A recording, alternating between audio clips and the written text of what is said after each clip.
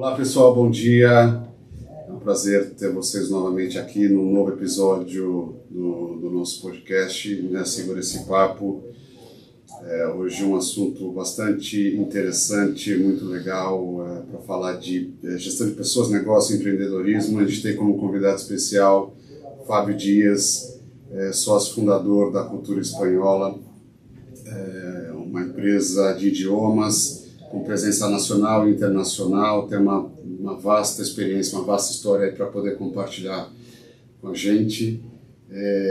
Eu tenho certeza que vai ser um episódio bastante amplo, com um tema super que está na moda, né? Acho que as pessoas, acima de tudo, hoje querem empreender, querem entender como é que faz, quais são os desafios, como gerir a empresa, a gestão de pessoas. Então sempre é uma incógnita, uma dúvida, e ninguém melhor do que o Fábio aí para poder, né, contribuir com esse episódio aqui do Segura Esse Papo. Fábio, seja bem-vindo, obrigado por aceitar esse convite. Peço que você faça uma introdução rápida, né, com relação à sua experiência, ao seu negócio, depois a gente vai entrar aqui com algumas perguntas. Bom, antes de tudo, eu agradeço o convite, né? É uma honra estar com vocês aqui, dividindo, né, as nossas experiências. Então, agradeço o convite e é isso aí. Bom, eu sou Fábio, da Cultura Espanhola. Nós iniciamos já há quase 30 anos, né? O ano que vem já vamos cumprir 30 anos de empresa. Sempre foi um desafio, né? Ensinar um idioma, ensinar cultura, ensinar experiências, né, que nós vivemos, que a gente pode fazer o aluno viver e, né, absorver bem toda essa experiência e viver essa cultura a fundo, né? Perfeito. A gente principalmente, acho que independentemente de onde você esteja, o país que você esteja, né, empreender é um ato de coragem, de determinação, de muita responsabilidade, e como você falou, né, 30 anos desde a fundação da empresa, eu tenho certeza que você tem aí várias histórias para poder compartilhar com a gente aqui, mas enfim, eu separei, né, 3 temas: a gente vai falar de gestão de pessoas, negócios e do próprio empreendedorismo. E aqui, à minha direita, Nathan Cremonesi, gerente de marketing da AIO, pessoa jovem, que também tenho certeza que quer entender um pouquinho mais a respeito, né, desse tema. Com certeza. Mas enfim, eu fiz aqui, separei algumas perguntas, acho que vamos começar com a gestão de pessoas. Fala um pouquinho, né, na sua opinião, como um líder, né, como um líder pode motivar uma equipe que não acredita no sucesso da empresa? Porque esse é o grande ponto, né, hoje... Quando você abre uma empresa, a gente até está vendo uma geração diferente da geração, né, que a gente até teve a oportunidade de conviver um pouco.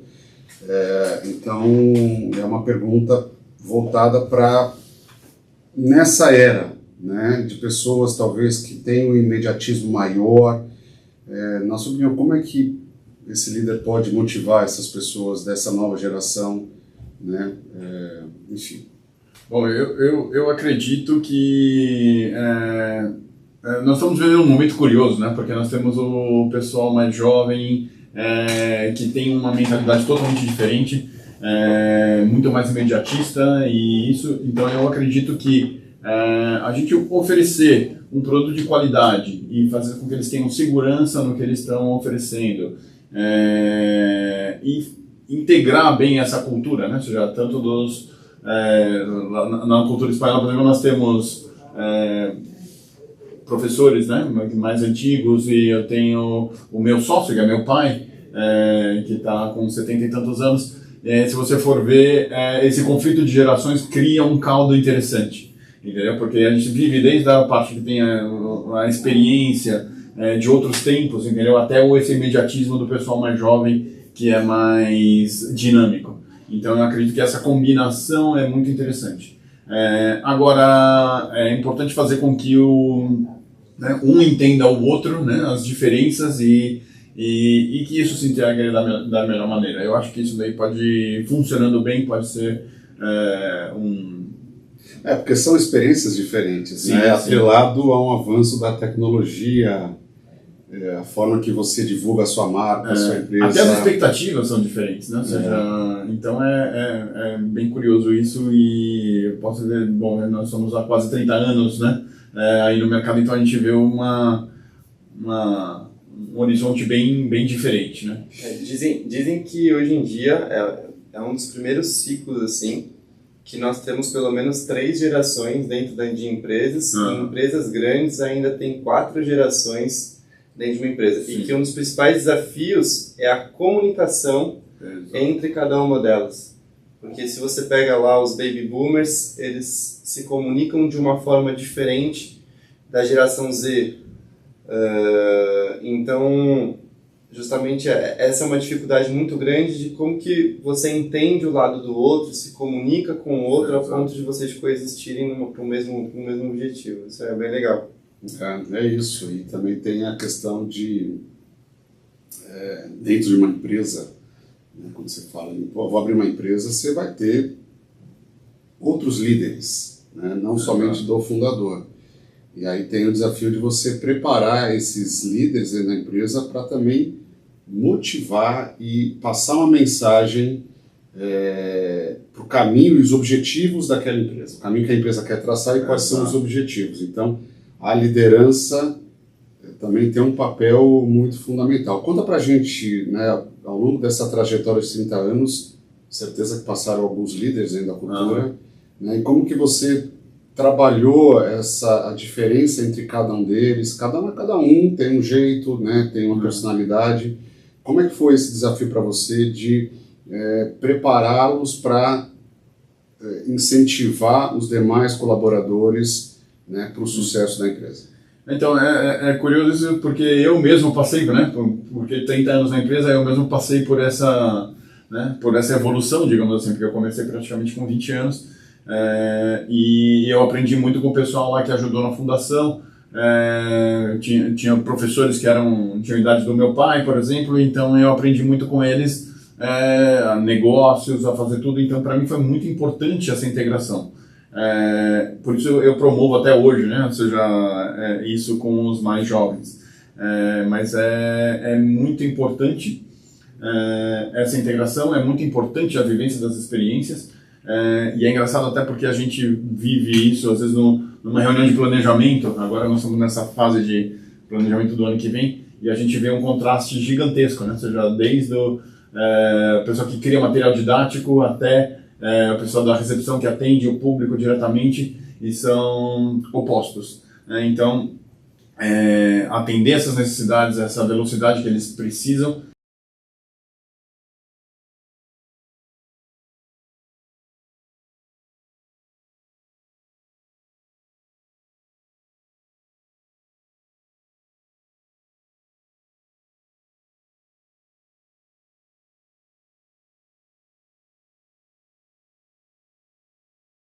Mudando, né?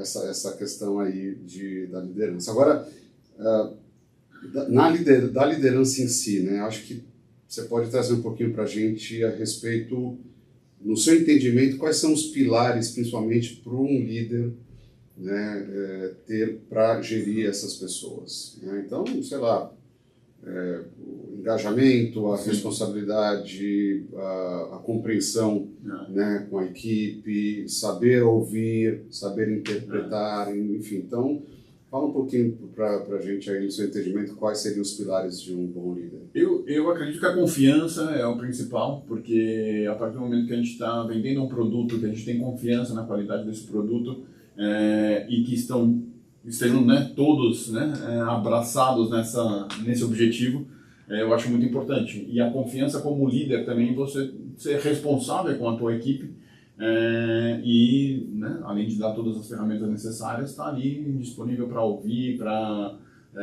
solucionar às vezes até questões pessoais, né? Comigo acontece bastante, às vezes alguém tem uma questão pessoal, e a gente chega, conversa, tá, bate papo. Então isso é importante. Eu estava até, inclusive, ontem estive vendo, peguei um livro que eu li há muitos anos atrás, né, do Richard Branson, né, o criador da Virgin.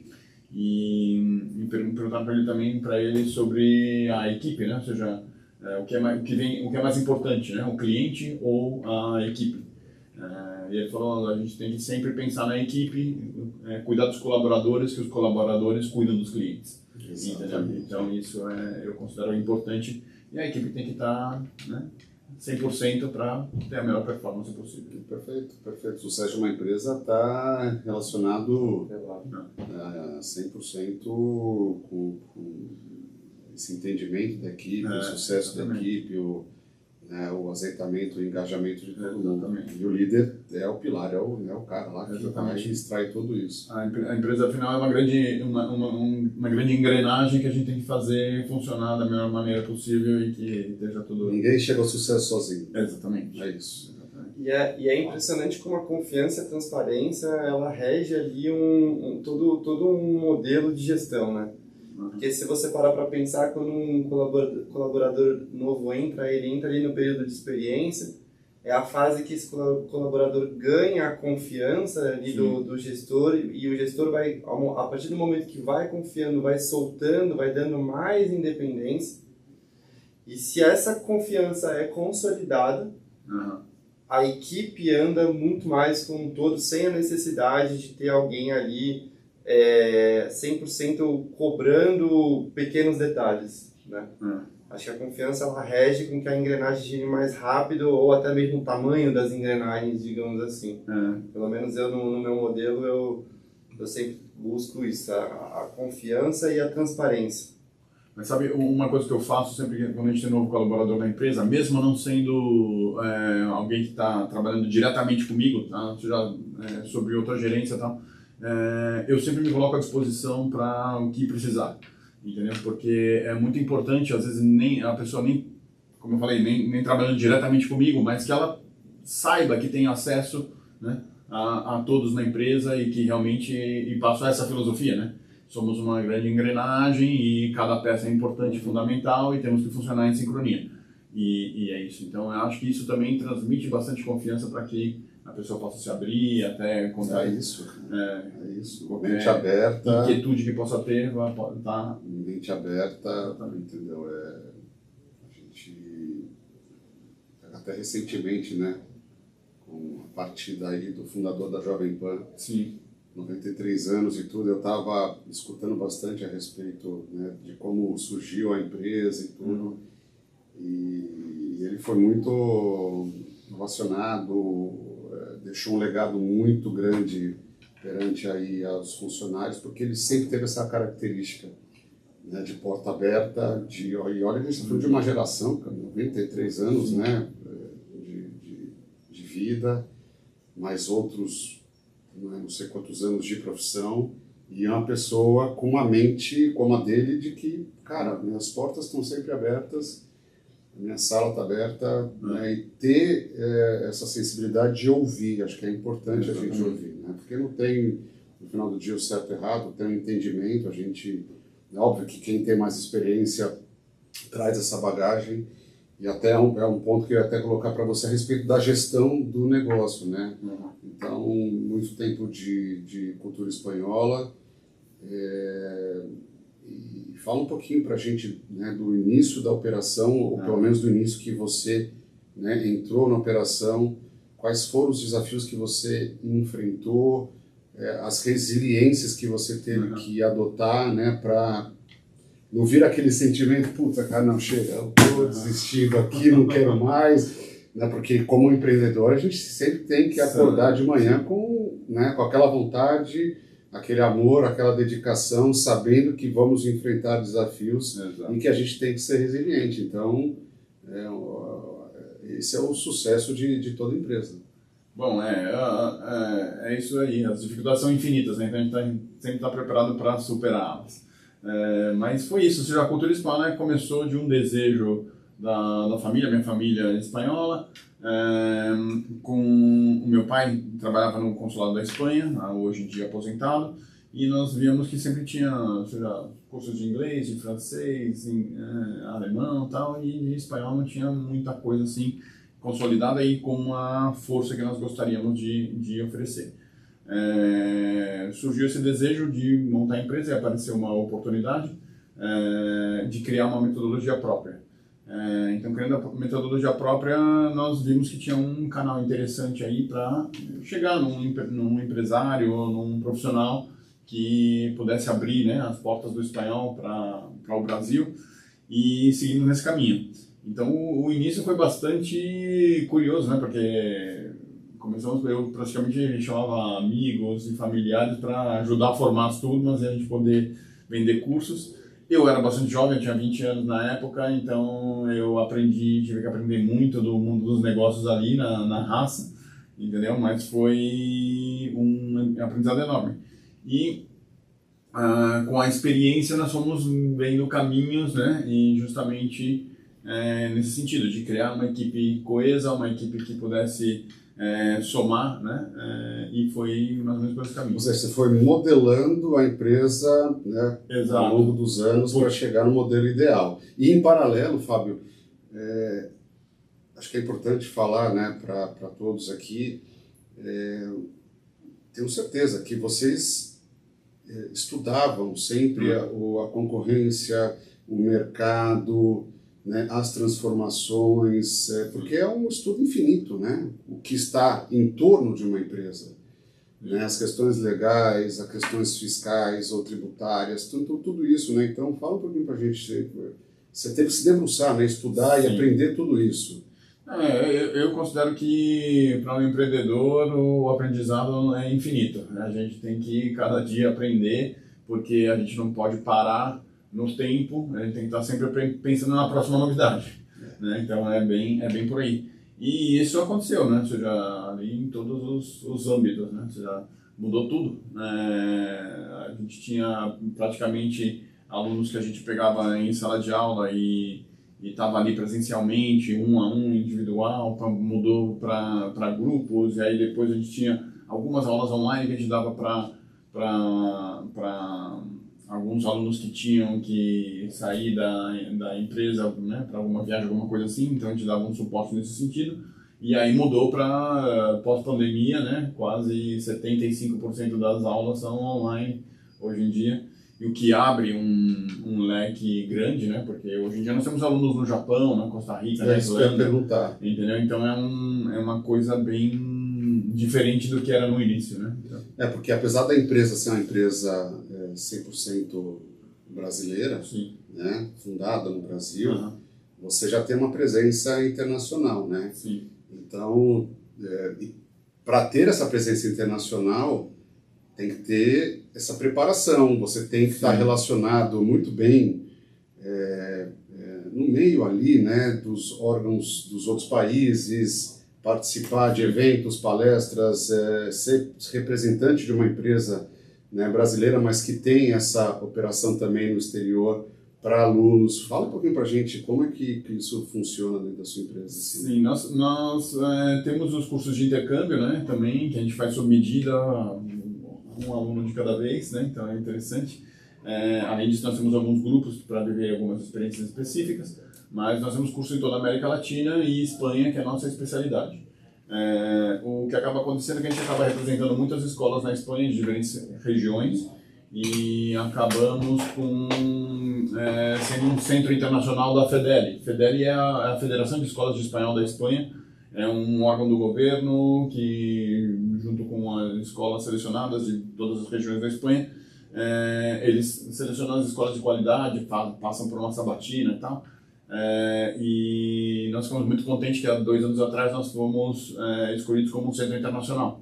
O centro internacional, só existem 8 centros internacionais fora da Espanha. Ou seja, no Brasil é a cultura espanhola. No Brasil é a cultura espanhola.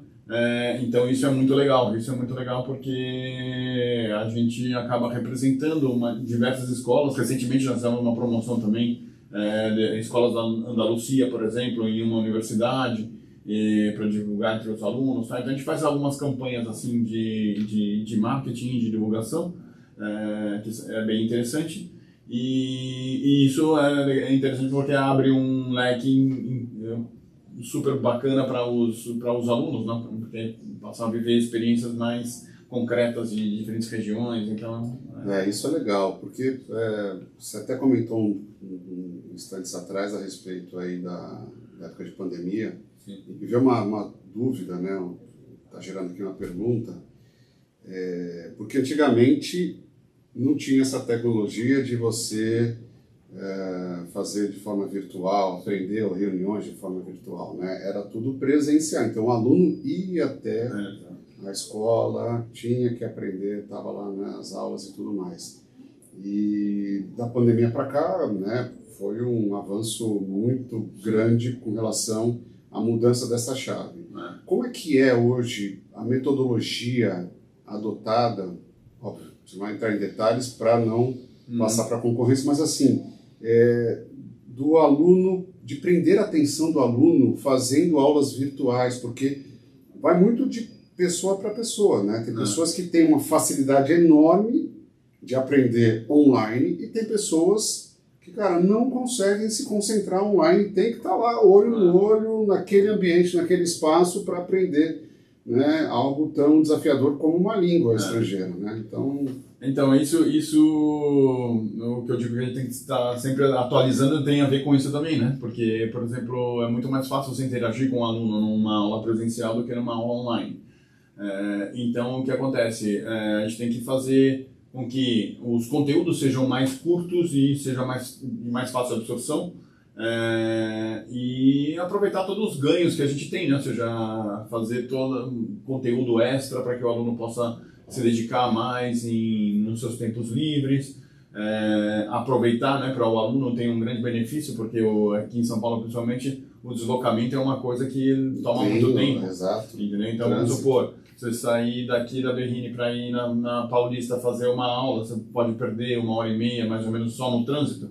Entendeu? Então, se você puder usar esse tempo em com outras atividades, né, até focada no ensino do idioma, vai ter mais proveito.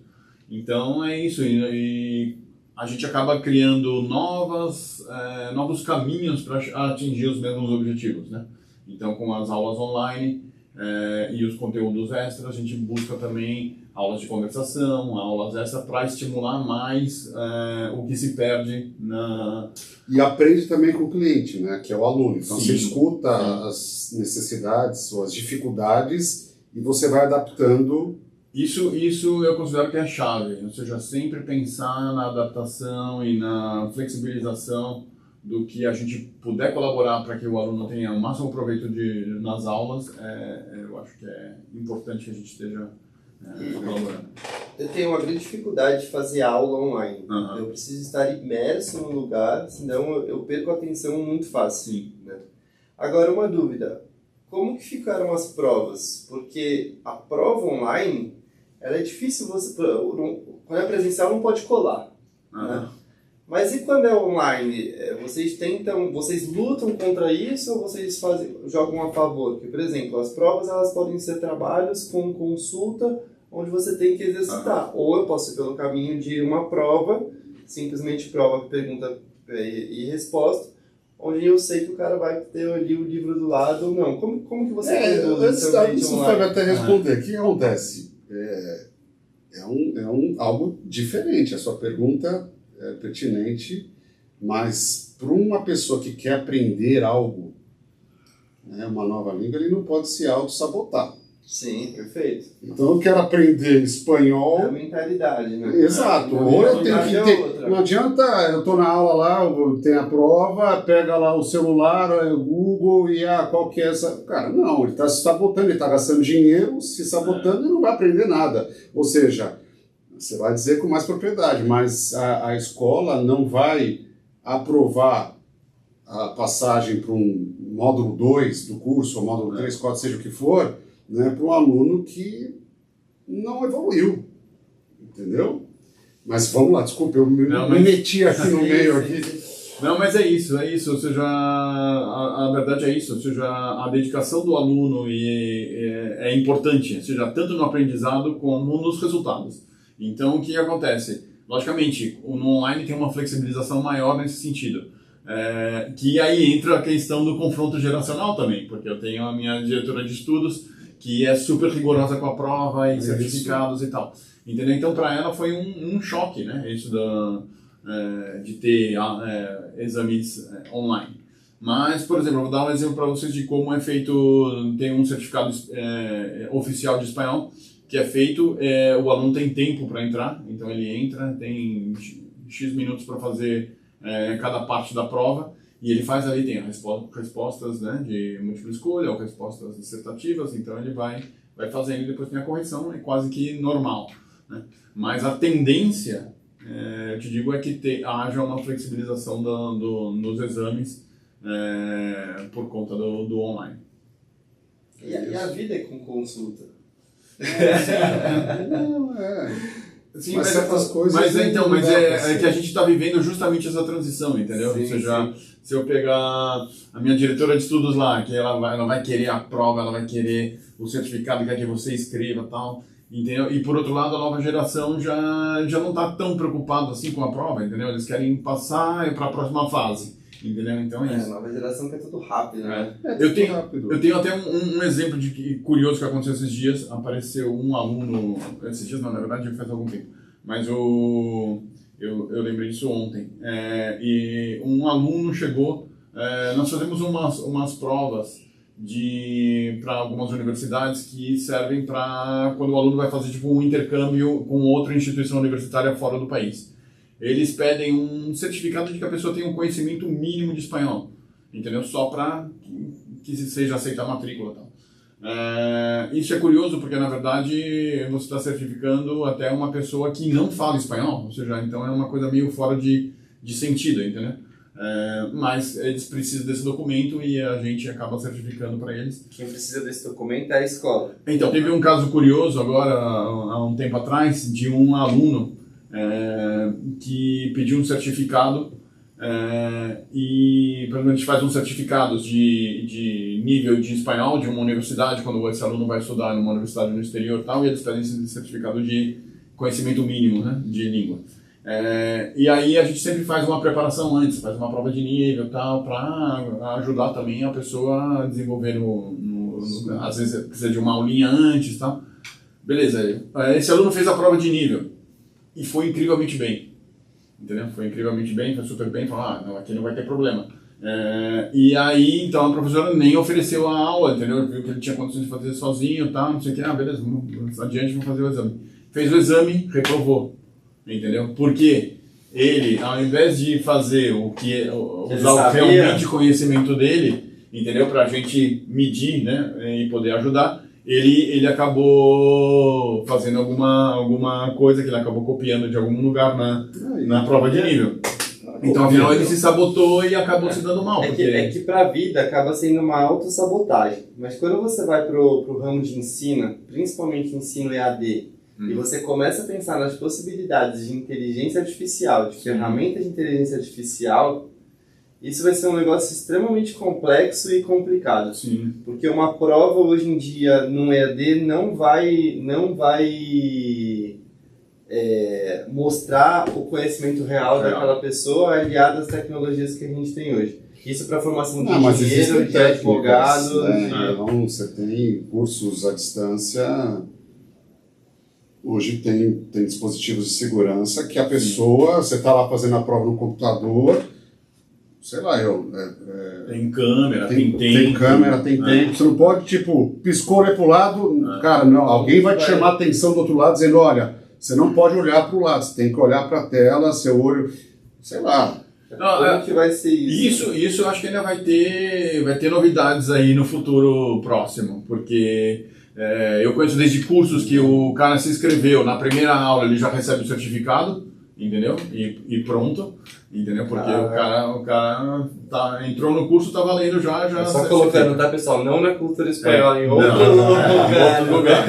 Paralelo. O que acontece é isso, ou seja, houve a flexibilização do exame também, entendeu? Porque aquele negócio, você pode fazer um esquema de a pessoa faz as etapas, os níveis que queiram, tal, e a hora que ela quer um certificado real, faça a prova, entendeu? Então você pode até eliminar a prova entre módulos, digamos assim, entendeu? Então são coisas que vão vão ter impacto aí no futuro próximo. Agora, Fábio, fala pra gente assim, voltando à questão do empreendedorismo, tenho certeza que nessa jornada tiveram altos e baixos aí, super normal, né? Sim. O que você traz pra gente com relação a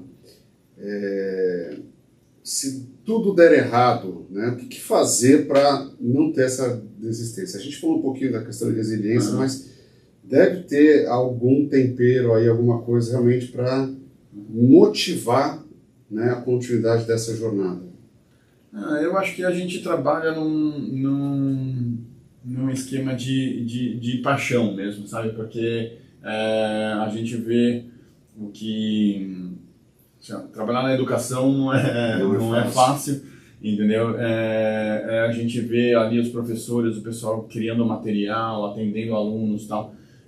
A gente que gosta de estar com outras pessoas, de estar ensinando, mostrando até a própria cultura, né? Nós temos professores online ou presenciais de diversos países, a maioria são da Espanha, mas nós temos argentinos, cubanos, colombianos, peruanos, então tem diversas culturas aí. E eu acho que a graça do negócio é isso, ou seja, essa mistura de culturas, de poder ensinar, de poder mostrar, né? Ou seja, e até os alunos, né? Os alunos mostram o que eles conhecem do Brasil, a cultura brasileira para os professores que são estrangeiros, entendeu? Então isso é muito bacana. É legal porque, pensa aqui comigo, uma vez a gente tendo a essência muito bem definida, né, junto com os objetivos da empresa, acho que esse tipo de oscilação ele é controlável, né? Porque não é uma coisa para um piloto de avião, cara, tá tudo sob controle, ele vai passar por lá exatamente, né, por tempestades e tudo mais, mas ele está com a aeronave sob comando. Então, né, a gestão de uma empresa e essa questão da manutenção da jornada é um pouco disso, né, Fábio? Mas eu tiro um bom exemplo da época da pandemia. Por exemplo, dificuldades imensas, né? Porque nós fomos muito tempo parado. Exatamente. Ou seja, a interrupção foi justo na semana que nós estávamos começando as aulas. Então foi terrível. Eu fiquei positivamente surpreso com a capacidade da equipe de se unir e fazer a coisa dar certo. Entendeu? Então todo mundo estava disposto a fazer qualquer negócio para sair adiante. E isso me deu um orgulho gigantesco, entendeu? Do comprometimento do pessoal. Então, isso aí foi muito bacana. A gente fala muito do ambiente online, o quanto o ambiente... E você falou que agora tem classes até em outros países. Sim. O quanto o digital exponenciou a cultura espanhola e permitiu que vocês trabalhassem com o resto do mundo? Porque antes era só nível Brasil.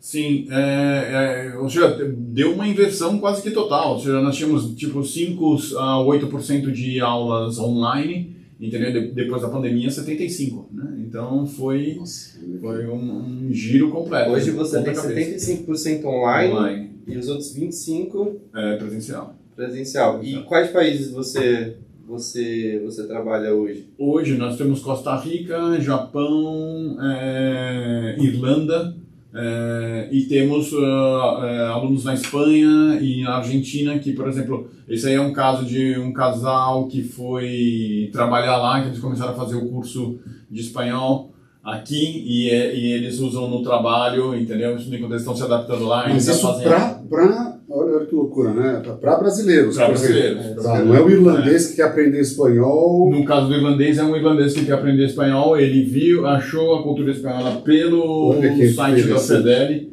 Eu até achei curioso, né? Falei, pô, mas a Espanha tá ali do lado, né? Não sei o que, mas ele escolheu a cultura espanhola. E aí você tem que pegar um professor capacitado para a língua, exatamente, né, inglesa, que tem conhecimento inglês. Eu tenho alguns professores, por exemplo, esse aluno da Irlanda, ele faz aula com um professor uruguaio, que ele dá aula de inglês e espanhol e eles conseguem se virar bem. E olha que loucura, né? Se você pega ali dentro do trajeto de construção de um produto, né, trazendo mais para a área de produto, então tudo isso começou há 30 anos atrás, onde você sua família veio da Espanha, chegou no Brasil. Chegou no Brasil, você identificou que não tinha gente ensinando espanhol e existia uma necessidade. Então você identificou uma necessidade. Depois disso, você começou a pegar algumas pessoas e começou a testar essa questão de aprendizado que vocês dominavam a língua. Então você começou a puxar algumas pessoas e começou a fazer testes e viu que de fato, né, como se fosse um MVP, aquilo era necessário para outras pessoas e começou a atrair novos clientes. Até chegar num momento de pandemia, onde todo o seu ecossistema, você identifica uma nova possibilidade. Então antes você trabalhava só com o Brasil, e agora você tem a possibilidade de trabalhar com o mundo inteiro e principalmente não só com brasileiro, com o pessoal de todos os países. Então, isso ali o nível de produto, o nível de negócio, você consegue mapear direitinho dentro da trajetória de vocês. Sim, e eu vou te falar o seguinte, ou seja, a gente estava falando das dificuldades é super curioso, porque no início, se a gente voltar no tempo, a gente estava, quando iniciou a empresa, a gente estava no pré-Mercosul. Então, com essa possibilidade da abertura do mercado para todo o Mercosul e tal, então nós vimos isso. E estavam chegando as empresas espanholas aqui, os bancos espanhóis, a Telefônica, tal. Então nós vimos essa possibilidade. Nós falamos, vamos investir nisso daqui para a gente abrir esse mercado. O que acabou acontecendo foi isso. A gente estava focado em pegar as empresas espanholas e pensar no Mercosul, tal, não sei o quê. Chegamos, abrimos a escola. Primeiro aluno que entrou na escola era um aluno coreano, trabalhava na Samsung, entendeu? Ele estava indo com destino ao México e ele queria aprender espanhol. Então, entendeu? Isso aí já abalou as estruturas no primeiro aluno. Então nós percebemos isso, cara, que a adaptação e esse jogo de cintura era importantíssimo. E aí entra o que nós falamos, o que a gente faz até hoje, ou seja, para atender um aluno japonês, para atender um aluno irlandês, isso tudo, você tem que ter esse jogo de cintura e adaptar. Mas você tem a metodologia, mas ela não é engessada. Ela vai se ajustando de acordo com a necessidade. Isso. Mas imagina, um aluno coreano, é difícil, ele tem a língua dele, às vezes o cara não fala, né, inglês, e aí você tem que se mudar. Mas acho que, tirando em conclusão aqui essa questão do sucesso da empresa, né, tirando essas questões que a gente já conversou aqui, as questões legais, as questões jurídicas, enfim, tudo que está, né, em torno, a importância do líder injetar, né, na gerência, nos funcionários, aquela essência, né, aquela mensagem da própria capacitação. Né? Então, seja qual for o negócio, em qual for o segmento, quanto mais capacitado a pessoa tiver, né, mais fácil ela vai conseguir executar a função dela. Então, um professor, no caso dele, se ele se atualiza, se ele se capacita, se ele sempre está antenado às mudanças e transformações, tenho certeza que vai pegar esse aluno coreano e vai tirar de letra. Agora, se ele pega lá, escolhe um professor só para tapar buraco, vai ser uma catástrofe. Ele vai estar colocando o nome da empresa, né, em jogo, né, de reclamação. Pô, vocês me prometeram uma coisa e me colocaram um professor aqui que nem sabe, né? Então fala pra gente, como é que dentro da estrutura você consegue separar esses profissionais para essa modelagem de ensino quando surgem desafios dessa natureza? Então, isso às vezes... Bom, primeiro a gente tem uma seleção rigorosa, né, dos profissionais que colaboram conosco lá, porque é uma tarefa complexa. Ou seja, poder passar toda essa cultura, todo esse conteúdo, precisa de um acompanhamento, de uma formação e dessa consciência, né, da mentalidade da empresa, que isso é muito importante. A gente tem feito também sempre reuniões de professores para o intercâmbio de experiências também é importante, porque tem casos diferentes. Já nós temos desde uma professora que dá aula para criança autista, ou o professor que dá aula para um japonês, ou um professor que dá aula de espanhol na Irlanda, entendeu? Ou que trabalha com uma família, a família na Costa Rica também é isso, é uma família que era um pai que foi profissional, que foi trabalhar numa empresa lá, a mãe que precisava se virar no dia a dia, né, de casa, e os filhos, tinham 2 filhos que estavam indo para a escola lá, então eles precisavam ter o conhecimento de espanhol e viver no dia a dia. Eles mantêm ainda as aulas lá, eles vão fazendo as aulas porque, afinal de contas, você precisa de alguma informação no trabalho, ele recorre ao professor. E se precisa de ajudar no trabalho da escola, entendeu? Alguma dúvida, o professor está lá, entendeu? Então isso aí é super, super bacana e adaptado exatamente para, né, as necessidades deles. Que bacana, isso aí. E voltando um pouco assim para entrega, para produto, há 30 anos atrás você vendia o idioma, né? Pensando no marketing. Eu dou aula de espanhol. Hoje em dia, se a gente traz para o marketing 3.0, a gente vende a possibilidade de comunicação com todas as pessoas, com mais pessoas no mundo e a troca de experiências culturais através do idioma. É diferente. Exato.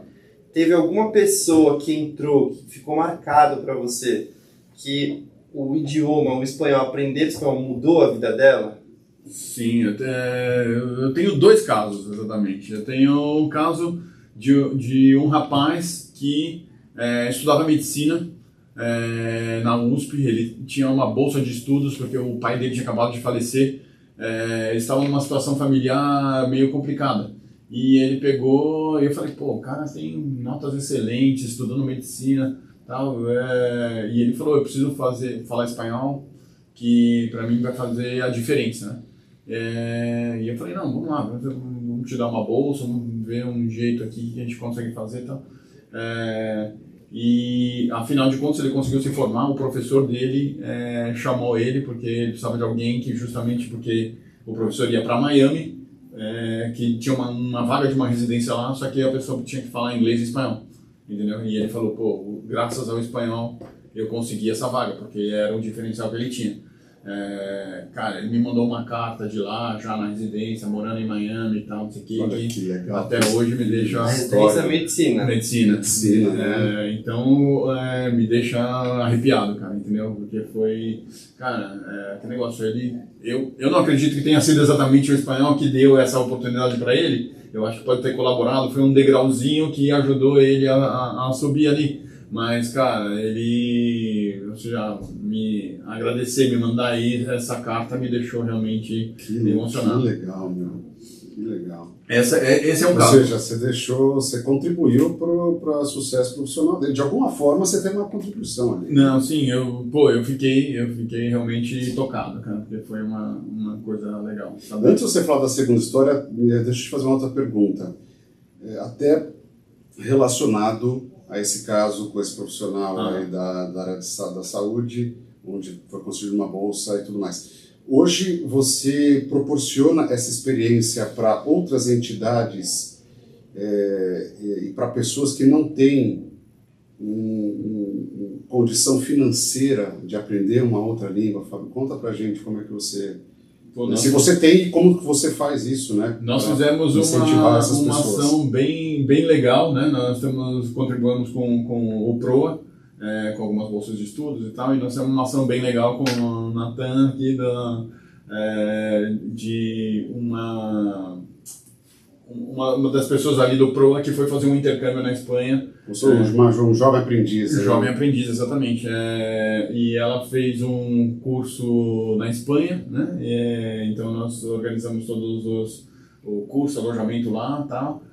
O PROA organizou toda a parte da passagem aérea e o seguro, né? Aqui do piquenique. Então. E aí essa pessoa você deve ter relatos dela, posteriormente...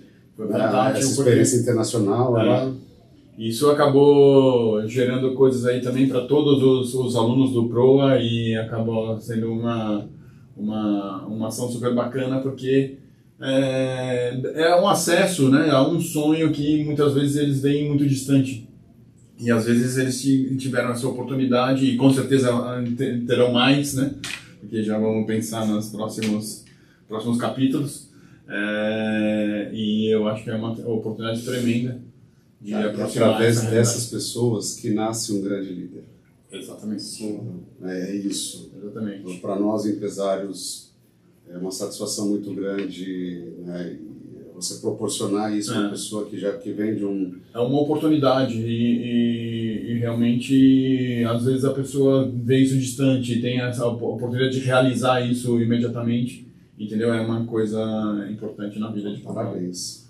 Muito legal. Conta pra gente do segundo... O segundo caso é um caso bem interessante também, que nós tínhamos isso no início da escola, cultura espanhola começando e tal, e nós tínhamos a moça da limpeza. Ela ficava muito curiosa com as pessoas falando em espanhol. Né? Falou, pô, mas como que é isso? Você via que ela passava, ficava olhando e tal, o pessoal falando espanhol. E ela, um belo dia ela chegou e veio falar comigo, Fábio, eu gostaria de uma bolsa, eu posso estudar? Eu falei, claro, estuda. Uma regra que nós temos na escola é justamente isso, todos os colaboradores têm todos os cursos de espanhol que queiram fazer ali dentro, então é isso. Ela pegou e falou, quero fazer o curso. Eu falei, ótimo, organiza teu horário e tal, vamos fazer aula. Ela chegou a fazer o curso completo, eu já estava falando direitinho, tá? Chegou um momento que ela falou, queria fazer uma faculdade. Queria fazer uma faculdade de letras, estudar espanhol, como que eu posso fazer? Nós falamos com algumas pessoas que nós tínhamos conhecido, conseguimos uma bolsa na faculdade para ela fez o curso completo e virou professora de espanhol. Ela fez o concurso, entrou na rede estadual de ensino e dando aula de espanhol até hoje. Então é uma coisa muito bacana você ver uma história dessa, pessoa que saiu de lá, da limpeza e começou a ver e crescer e chegar... Isso, e aí... Quantas histórias, desculpa te interromper, fala. E aí você vê o lance da paixão também, né? Porque é isso, ou seja, a pessoa realmente se dedicar e mudar a vida dela, entendeu? Isso pela paixão de ensinar, pela paixão da cultura e do que pode compartilhar com os demais. E aí é muito legal, porque a gente vê como que o ambiente ele consegue moldar o ser humano e trazer novas oportunidades. Então esse é um ponto. E quanto o querer daquela pessoa influencia. Então são dois pilares que são extremamente importantes para a evolução assim, da vida profissional de qualquer um. Exato. Né? Não adianta só você estar inserido em um ambiente bom. Você tem que querer absorver as informações que aquele ambiente passa e identificar as necessidades. Que muitas vezes passam por nós e a gente nem vê, né? Tem a teoria do carro vermelho. Se eu te perguntar hoje quantos carros vermelhos você viu passando na rua, quantos você viu? Se você não prestar atenção nenhum. Mas a partir de agora, se você voltar observando os carros vermelhos, você vai ver um monte. Então isso acontece no dia a dia e a gente precisa estar atento. A gente estava falando um pouco do curso online, né? Se a pessoa está lá só assistindo e não está dedicado, entendeu? Vai passar em branco ou vai absorver uma pequena porcentagem. Se a pessoa está dedicada naquele tempo em aprender, em absorver o que está ali, com certeza ela vai evoluir com mais velocidade. E aí tem um ponto que o Mustafa tocou, que é o seu querer, né? Qual é o seu propósito? Porque acho que quando a gente é pequeno, quando nós somos crianças, as pessoas simplesmente falam, você precisa aprender espanhol. Tá. E aí a gente fala assim, beleza, e você não tem um propósito para aquilo, mas quando você tem um propósito, dificilmente você vai colar numa prova. Cara, você precisa aprender espanhol porque aquilo vai te trazer consequências na vida. Exato. E isso é para tudo. Então, o tamanho do seu propósito também te leva a lugares incríveis, a aprendizados incríveis. E pelo menos mas é engraçado isso, o querer e pensar no adiante, entendeu? Porque a gente vê na escola muita gente que chega com urgência, né? Então a pessoa tem uma oportunidade de emprego, que às vezes a empresa tem que abrir portas para o exterior, entendeu? Isso tudo, e a pessoa fala, putz, eu preciso aprender já, entendeu? E por outro lado você vê gente que já está pensando lá na frente, né? Você já falando, pô, um dia eu posso precisar e tal, e eu quero estar preparado. Entendeu? Então aí você vê os dois lados da moeda. Logicamente aprender com pressa é muito mais difícil, né? Se você está pensando no futuro. E hoje em dia, né? Se você for pensar, qualquer empresa que abre portas para o exterior, primeira coisa que você tem é Mercosul, América Latina e tal. Né? A segunda língua mais falada do mundo, então é uma necessidade. Hoje, aí uma dúvida. Em quanto tempo, mais ou menos, eu chego com urgência? Em quanto tempo, mais ou menos, eu consigo me virar no espanhol?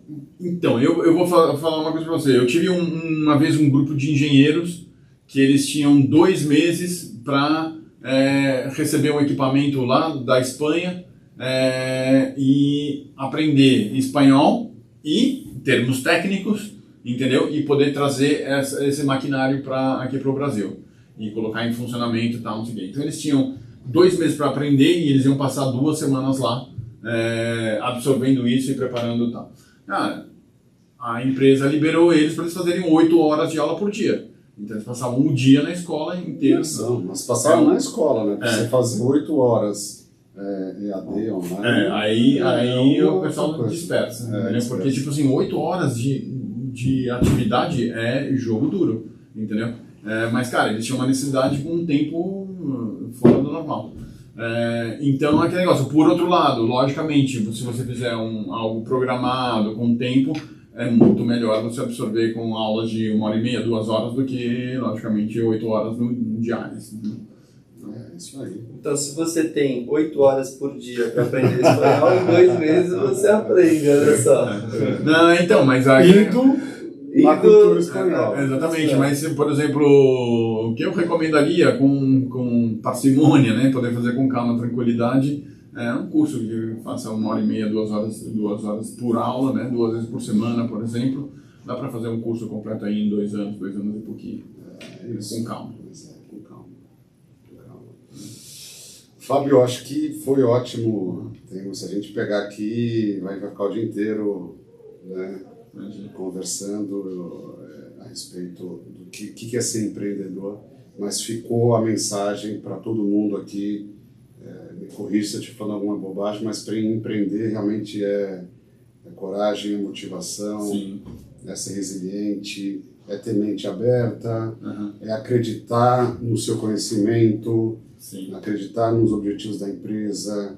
E tem espaço para todo mundo, porque tudo está em transformação, né? Então, as empresas tradicionais, né, exemplo da cultura, foi se ajustando, se adaptando ao longo dos anos, aprendendo com toda essa transformação. E eu tenho certeza que o planejamento é um dos pilares principais para chegar no atingimento do sucesso, né? Então, se a gente olhar, eu tenho certeza que o planejamento da AIO, né, o planejamento da cultura espanhola, já não é pensando em 2025, você já está pensando 5, 10 anos frente, né, para onde atingir, para onde as coisas estão indo. Então, queria agradecer. A gente vai fazer até um outro podcast com o Fábio. Né, o Fábio, dentro do que ele trouxe aqui de experiência de negócio, e um dos elementos que fazem esse sucesso da cultura espanhola é a cultura das pessoas, a cultura da nacionalidade, né, dos outros países. O Fábio é um viajante, não vou perguntar aqui para ele quantos países ele conhece, mas a gente vai ter um novo podcast tendo o Fábio como convidado para falar, porque é isso, né? Você conhecendo as culturas que você, para o seu negócio, você traz muita bagagem, muita experiência, conhecendo esses países e tudo mais. Então, eu acredito muito nisso. Você já vivendo essas experiências, a gente serve de comparação, né? Como funciona aqui no Brasil, como funciona fora, as diferenças, e você vê e enxerga coisas diferentes nessa caminhada. É isso. Natan, deixa um recado aí, pessoal. Você que quer ver todo esse conteúdo, acessa lá o YouTube. Tem todos os nossos podcasts lá do Segura Esse Papo. Esse é mais um da dimensão enorme que a gente tem. Se você quer se inscrever na nossa newsletter, acessa aiocorretora.com.br. Lá embaixo tem um formulário, acessa a newsletter, que toda semana você vai receber conteúdo incrível sobre saúde, podcast, benefícios empresariais e tudo mais. E siga a Cultura Espanhola nas redes sociais.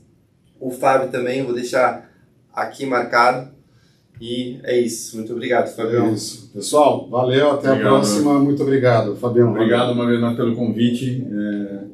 Fantástico estar com vocês aqui. Obrigado, valeu. Valeu.